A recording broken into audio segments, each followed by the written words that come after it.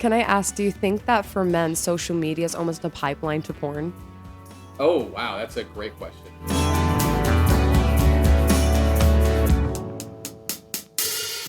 Welcome back to the Social Media Sobriety Podcast. I'm your host, Tyler Mundo, and joined to my right is Madeline Battaglia. And Madeline is here to come on first. We just randomly sparked a conversation last night about, she literally asked what the podcast is about, and she was super interested. And as we got into the studio today, we actually had a great idea to talk about something that you and I have a difference of, and that's actually our sex, our gender. I'm a man, you are a woman, and social media has very different societal standards for us. But before we get into that, Maddie, please tell the audience a little bit about who you are and why you're here today. Hi, thank you so much for having me. I say this was a really fun spur of the moment thing discussed yesterday in the pool.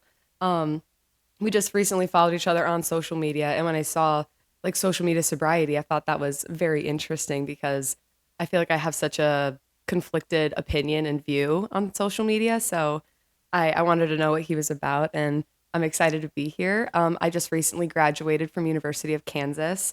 I got my undergraduate degree in human biology, and I'm applying to dental school.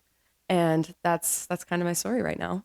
And Maddie, tell us a little bit about your personal social media use as of right now. What does your day in the life of social media look like today? Yeah, absolutely. So I have two different Instagram accounts. Instagram's probably the social media I'm most active on. I don't have TikTok. I have Snapchat, but I do not use it. I use it more for like school purposes and Right. group chats. But I do have Instagram. I have a personal account that I post every now and again on. And then I also have a photography account where I post all of frankly, the business that I've built from it, like senior photos, sports photos, graduation, all that kind of stuff. And we were gonna also potentially go in this direction, but we'll kind of make it a sub point right now. Do you think social media has a positive or negative effect on our world, and why? I say that's a very loaded question. I think it can be taken in so many ways. I think, in my own personal opinion, I think that there are more negatives than there are positives. That's not to say that both don't exist, For though. sure. No, that's a good answer. And really, a lot of the things I say in this podcast and why this is now social media sobriety revamped, the message is less about what it was like for two kids to live through college without social media and more about how can you, the viewer, better your social media use. So that's really the message I want to send. Going into our topic today, Maddie, do you think social media affects men and women differently and why? I absolutely think it affects men and differently, or affects men and women very differently. And I think it's in different ways. I can't speak for guys very much because, frankly, I'm not one, although I've had conversations here and there. But I think, specifically for women, I think it can have a pretty large impact on your self esteem, your self concept. And I think it can impact a lot of relationships and everything like that. Give me a good example of that self esteem. And this could be personal or it could be just something that you've observed from other people. Yeah. For me, I would say I had social media far too young. I was allowed to get Instagram at 10 years old, Wow. which when you're 10 years old, you are so like you can be influenced very easily. And I grew up in the time where like Tumblr was a thing and the like body perception that you're given the beauty standard, I'd say is more or less what happens. And as I've been 10 to now like almost 23, I'm 22. I've seen the beauty standard changes and it ebbs and flows in so many different ways, and it's all very fake. And when you're young, you have no idea about a lot of that. So you grow up thinking that this is the standard that you should be, and you think that it's attainable. And that can be really damaging to who you are and growing up and how you talk about yourself and how you see yourself. And because of that, being vulnerable, I have a lot of insecurities just because of that. And so and that can impact every aspect of your life. It's not just how you see yourself on social media, but it's how you begin to go through relationships For with sure. friends, with people, with other guys. You never know. So that's probably the main thing is beauty standards, and they always change. And social media, I feel like, has been the main vessel that it's taken over in our generation. And I would agree with that. And I'll kind of take more of the man's perspective growing up in this kind of era. And there is something that is very similar to that aspect. I think when you think of people in the gym, think of guys working their bodies, that standard is unbelievably realistic. I brushed on it in my last episode, and I'd love to have a full episode on it. But long story short, the people you're seeing online are the top 1 to 0.1% of people in the gym. And for guys or girls, that standard is not realistic. And if you were to go to your local gym, you wouldn't see every single person look like that. Not But at that's all. kind of what we think of on social media. So I understand that part, but is there a aspect of, I guess, social media online for women that me as a guy may not understand at face value? Social media really impacts the way that our generation like dates Okay. and how that happens. I think that social media, I feel like almost creates this illusion of perfection for certain people, and this is everybody. Like I could go online and post like the most flattering image of myself, of me golfing or doing any of these things, and I can curate myself to look a certain way for the sake of being attractive. But a lot of the times, I think men overestimate the kind of attention you can get through social media. Like oftentimes it's not happening nearly as much as you would think. And I think it's more social media creates a very false image of how you think people have success Hmm. in social settings.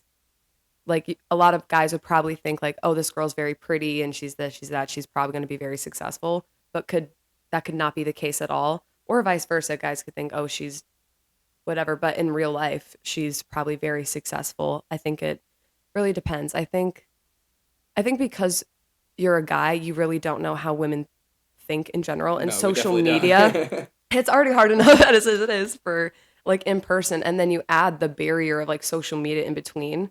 I think it's more guys truly can't ever fully conceptualize or grasp how a lot of women use or think through social media. No, I totally agree. And for guys on social media, we've always struggled with getting that attention from other people. And I think it's more of maybe it's a societal standard or just how we think differently. But if a girl posts on social media, she can flood her comments. Like there's a lot of people Yes, giving her that validation. And for a you're guy, beautiful, it's it's not like stunning. exactly. And a And for guys, it's guy, like crickets. yeah, that's part. I think a good parallel to this would be dating apps, right? Most women are able or most guys are going to swipe up more on women than vice versa. And 100%. I think that's a whole nother perspective change because on one hand, you say that yes, women are going to be promoted on social media, and people may think, like people, guys especially, may think this person is getting all the attention validation, but that doesn't necessarily translate to real life, like you mentioned. Then on the flip side, for guys, we sometimes can feel lonely when we're not getting that validation on social media, making us feel insecure. I think that actually puts me into a good secondary point. Has social media made people more confident or more insecure? This is a really good question. It really does, I think, depend on the person. I would make the argument that it probably makes more people insecure than it does confident. And have you had any experience of this when you've been on? A lot. Not just women, but also men. Because on social media, I feel like you're just trying to give the most curated version of yourself. And it's truly, you're putting yourself up to be posted next to a bunch of people. And when you're constantly scrolling and seeing like the top percent of people, Yeah. it's an impossible standard to be comparing yourself to. Like I didn't even think about beauty standards in terms of a guy of, being jacked and in the gym, and you could totally be an incredibly fit person, but because you're always used to seeing this top percent of how Hmm. men look when you put yourself out there and on social media, it's kind of hard to not see where you feel inadequate or how you don't line up to the top percent. And same with women. And not only with just beauty standards, but frankly in everything. People on social media post their degrees or their activities and things that they do really well in, and people can create this like perfect life of, oh, I have this perfect relationship, like look at me and my boyfriend. Oh, I have this, I'm great in the gym, or look at how healthy I eat on my wellness social media. I think there's way more perfection created online that it's impossible to compare a normal, imperfect human being to that. And I think that's why it probably creates more insecurity than it does confidence in people. And 100% because social media, you are getting the absolute best parts of each person's life. A person could be having a pretty normal life, but they're posting their highlights. And when you go online, and I've said this point many, many times, when you go online, your average life will never be as good as someone's best life. No matter what you're doing, it will probably never live up to that unrealistic standard. Exactly. Now, for I guess young women, I think you could speak very well on this, having social media at around 10 years old. Which is crazy. What is social media teaching young women right now, or even Wow. somebody about your age? I think social media really teaches women that like your physical attractiveness is one of the most important things you can have to be successful in our generation. I feel like, and honestly, men could be tied into this, but like with the rise of like OnlyFans and Instagram models and all these things, it's very sexualized, like attractive images of women, and they have a lot of success. Like a lot of men will validate all of that, and that's not to say that it's all men's fault, but it's crazy, I think, when you're growing up and you see very sexualized images of women that are just like very like inappropriately dressed, and they're beautiful like physically, and they have so much success, like they have millions and millions of followers. But when you kind of look on the flip side of that, someone very average looking like me, like you don't see crazy like success on the internet. But it's also because that's just not what I'm like advertising or gearing myself towards. And I think that social media frankly teaches women nowadays that to be seen on social media, and also how it could translate to real life, is frankly just that physical attractiveness is one of the most important things. And that brought up a fantastic point. The A big difference I see between men and women on social media is showing that physical attractiveness, and also the comment section of that physical attractiveness. There, don't get me wrong. There are some guys out there who are physically fit models, and maybe women will say something, but I don't see those comment sections the same. On the flip side, a girl, if you're someone scrolling on TikTok, if she is pretty hot, like for lack of a better term, she's hot. The comment section of guys is night and day. I mean, they're going to be all over Absolutely. her saying things that are probably borderline inappropriate. Hmm. And for a woman, I think it goes back to your other, does it make you more confident and secure? I think that's very tough, because then that person, that becomes their identity. It's not about who they are and their personality. It's not about what they do. It's all about their physical attractiveness. And we see that so much. And look, man, to be honest, almost every influencer out there is very, very attractive. Hmm. That is almost a guarantee on what you have to be. You have to be really attractive, or you have to be really damn funny. And women, that's really the standard. And then again, going back to our other point, I guess women just feeling not up to that super super high standard of a influencer. And really, does it make you feel better or worse that there's guys in a comment section that are borderline inappropriate?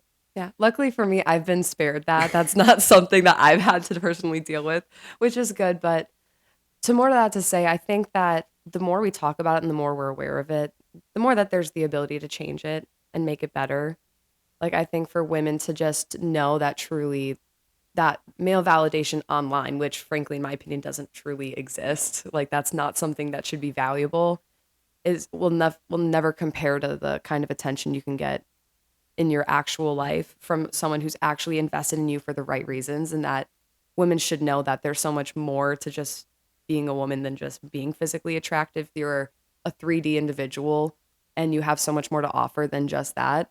And I think for men to know too that they don't have to pursue women through that way, that they can pursue through real life interactions, and knowing that you can also have enough confidence to do that in person. I think that social media can impact a guy's ability to, they like will use it to hide and try and commit through that, but rather to translate that to in person, and that we shouldn't be rewarding only praising women for physical attractiveness. Now that kind of gets me into a whole another side comment. I think the issue of reaching out to someone via DM versus in person is very, very different. So I'd love to actually ask you, do you have any examples of somebody reaching out to you online versus in person? And how does that make you feel? Does it make you feel flattered, or is it a little weird? Like, I guess elaborate more on that. Yeah, that's fair. I have had that happen before. I don't want that to sound like narcissistic or No, bragging, but you're I do have that happen on social media. To me, it's at first it's a flattering piece where it's like, oh, like this person's interested in me. But the more I like sit and look at it, I'm like, you don't even, one, you don't even know me. You've never seen me in person. Like you would never have run into me Mhm. ever in real life had social media not been a thing. And then number two, for me at least personally, I want someone who has the confidence and ability to go up to me in person because it says that you must like me that much to put yourself out there and face rejection. Because that's scary with like Instagram, like DMs or anything. You could just send the message and you don't have to be confronted face on. You don't have to face that rejection. It's not nearly as bad. And I think it does kind of say a lot about a guy to not pursue or look like talk to in person, but can only communicate through that. That like deters me, to be completely honest. And it's an interesting point because when you do see a lot of content that are catered toward males, that's become very normalized, is reaching out online. I see a bunch of videos of celebrities reaching out to other celebrities, getting them to hang out. Like that becomes normal. And on one hand, I think from a networking part, excluding the dating, it can be very beneficial. I think that is one of the biggest positives of social media is how you can expand your network, how you can find somebody in your field that lives across the country, yet be able to have a conversation with them the next day. That's so fair. That's huge. But for the dating realm, I think it's very fake. It is 100% based off of physical attractiveness.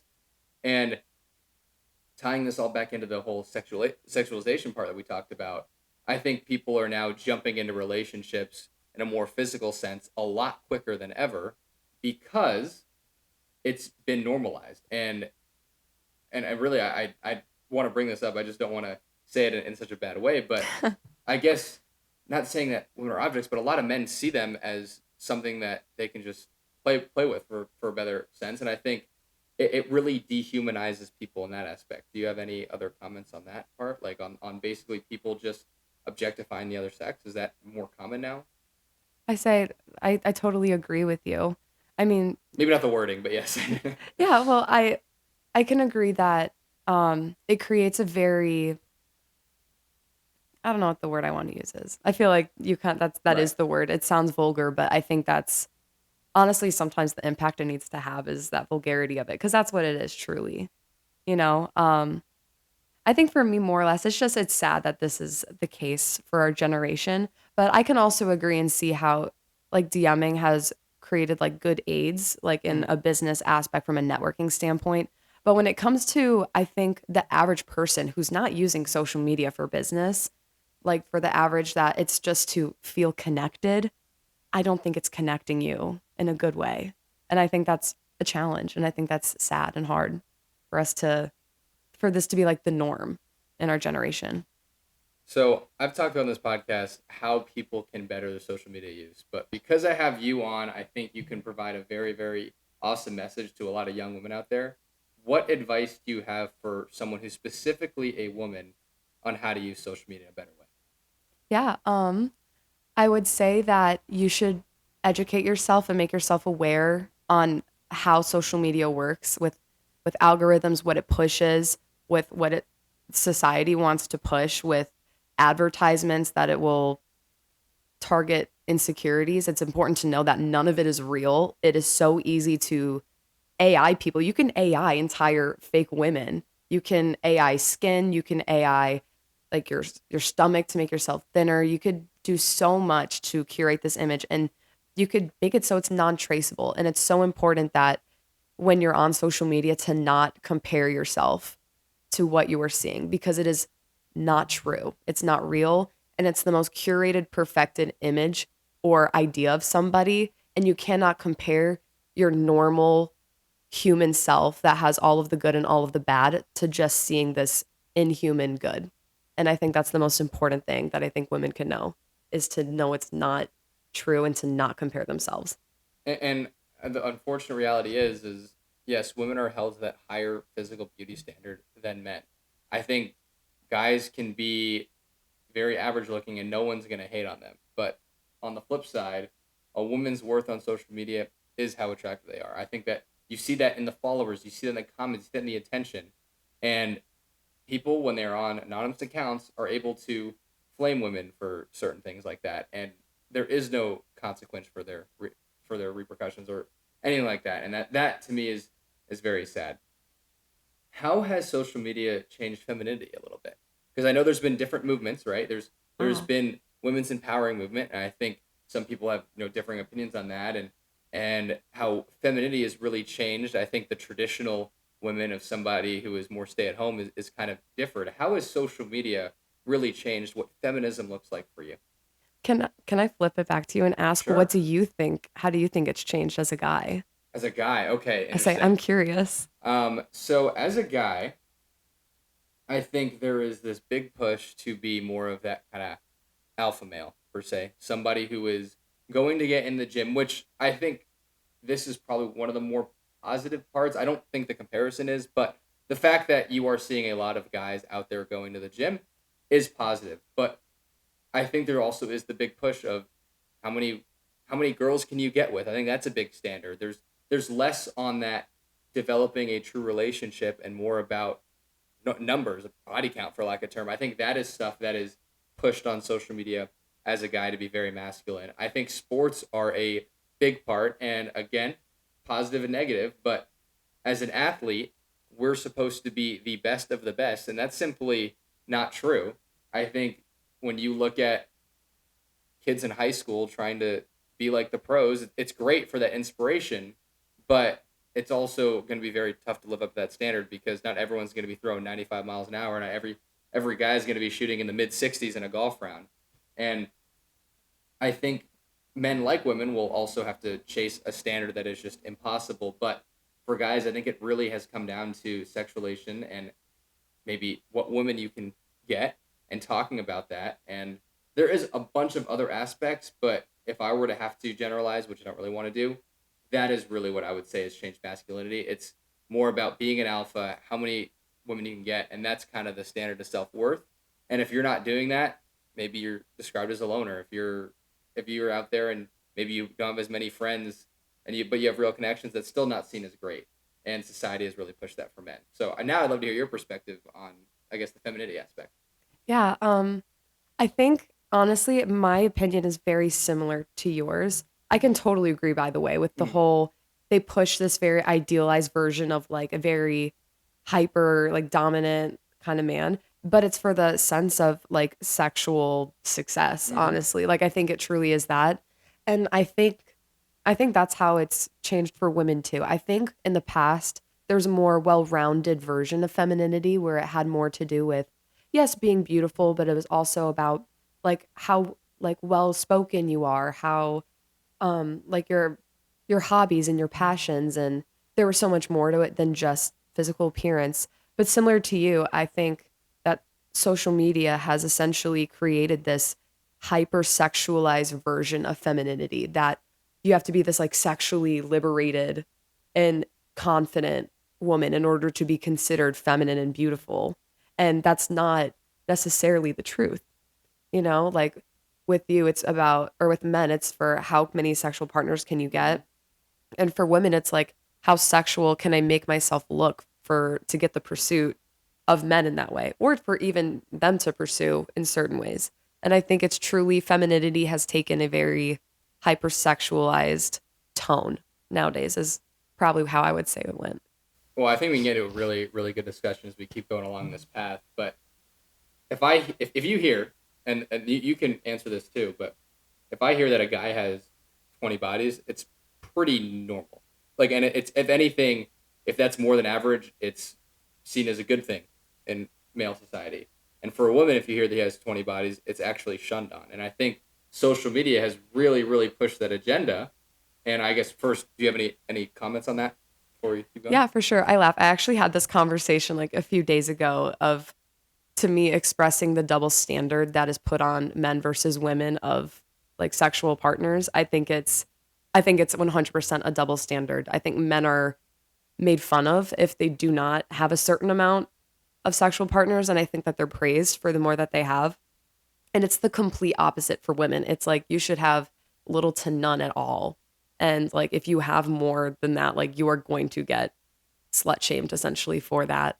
And I think it's a very interesting dynamic because for men it makes sense, but from like a female perspective, it's very interesting because like this hypersexualization is being pushed on like social media, but at the same time in real life, that is like directly punished Mm-hmm.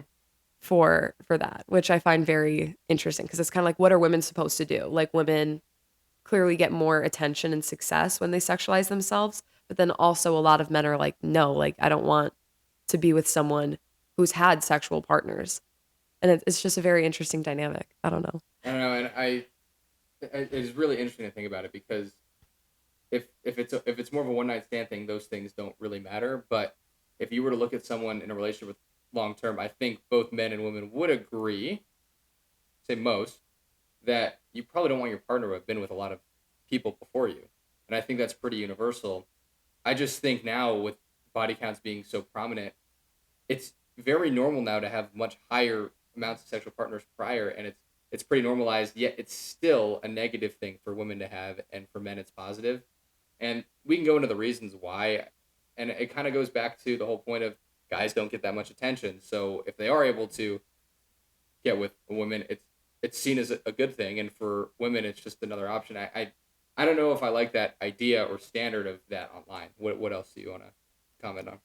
That's What, it. I say it's the selectivity of it, yeah. where it's because men don't get as much attention that it truly is almost that like badge of honor that when you do get a woman. I never thought of it from that perspective because I think for women it's usually a lot easier to get that pursuit. So maybe that's why it's not considered as much of a like yeah, that badge of honor, but it's interesting. I never thought about it like that for men. Um, I think it's just, I think it is very interesting how, like, with the usage of social media, how people's body counts have, like, frankly, generally gone up. Like, for me, it sounds bad. Like, I was shocked to find that, like, 20 is, like, the average for Right? nowadays. Like, because at least where I grew up, that's not something you do. And for myself personally, like, I do not like believe in hookup culture. But what's crazy is to me is that it's actually very normal to have those kind of sexual partners. And I think that social media has made that like so much more accessible and easier to do. And I don't think that would be the case if people had to pursue that in person as much. Yeah, and I also don't think intimacy is that big. And you brushed over it a lot earlier, but like the OnlyFans stuff, and if we were going to, I don't think I'm allowed to say this, but like porn and stuff, Yeah. that's become very, very normal.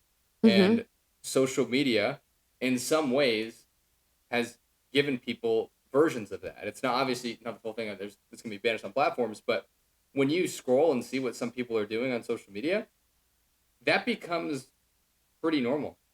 And I think that's a very scary thing as people, and if you're listening to this who are kind of in that high school age, that, in my opinion, should not be normal. To be able to go out and seek out partners, seek validation, and have validation through your body counts for a guy isn't good. And then for women, it's really the opposite. And just the whole dating and hookup culture is so normalized on social media, and it's a trend that I don't know if I see kind of slowing down because Yeah. really when you look at the biggest influencers online, it's it really is people who are very physically attractive, and guys are able to hit on them no problem on social media. And when that behavior translates to real life, it's a very scary thing in my opinion. Yeah, that's so fair. Can I ask, do you think that for men, social media is almost a pipeline to porn? Oh wow, that's a great question. Um, Because this is one of those things that I think is very different from men and women. I've had conversations with guys before about how social media, like you're seeing those hypersexualized images of women, and that's almost like a temptation or pipeline to like to porn and essentially all of that, like I OnlyFans. would totally agree, and I think with porn addiction being very prevalent, Hmm.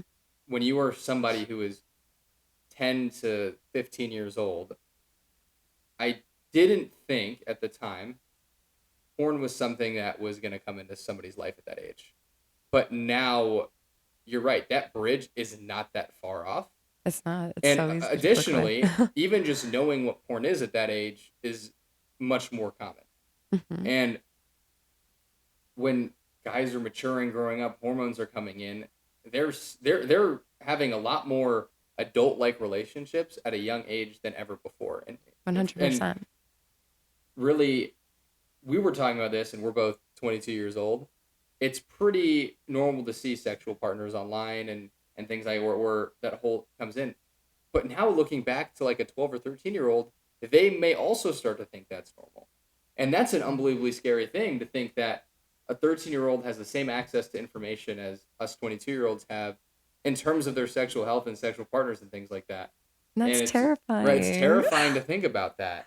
But social media has made that true. And say what you want about the algorithms. Yes, it could tailor better information to 13-year-olds. I know there's sometimes those teen accounts, but let's be real here. If you are a owner of any company, you had to deal with millions of people, you can't individually block that out for each person. So no matter what's going to happen, I think a 13-year-old is easily going to have access to all of that. And again, look at the celebrity influencers at 13, going back to our conversation, that was the beauty standard. But I'm sure there's also dating standards amongst that. And when a 13-year-old sees that, it's very different. And then that brings me back to a whole nother point, Maddie, is, right, we're having all these thoughts on our phone and on social media, but real life interaction has changed. You mentioned it's very, very, I guess, refreshing, but also rare to see a guy go up to a girl in person. And with social media, we see all these things online that seem to be really great, but we can't emulate them because we're so engrossed in our phone and we lack our social skill. Absolutely. I say it's all this like big like treadmill cycle almost, I Mm-hmm. feel. And like with the pipeline like porn and everything, that probably contributes to why men are taught like they have to be this like hyper dominant man, and why having like super like having sexual success is like really important, because that's literally what you're seeing so young, and that's what you're teaching yourself that you need to be. Like it's all this very big treadmill or snowball effect that happens, and it's just very interesting to see how it not only impacts internal thoughts and that behavior that you do on your phone, but how it affects your actual life, like your in-person life, not the glass box, but your actual life. And it's very interesting. Yeah, no, it really is. Well, Maddie, thank you for the discussion. I think this was very fun and also untapped, very different markets. Appreciate you asking me any questions. Any final thoughts you have before we sign off? Thank you so much for having me. And I think that everybody should just have listen to his podcast and have some food for thought, you know? There's so much life outside of social media and your phone and everything, and be careful because, you know, your life could flash by before you know it, and it's important to make yourself present and grounded. And thank you so much for having me. Thank you again, Maddie. And for all you listeners, tune in next week for more social media sobriety.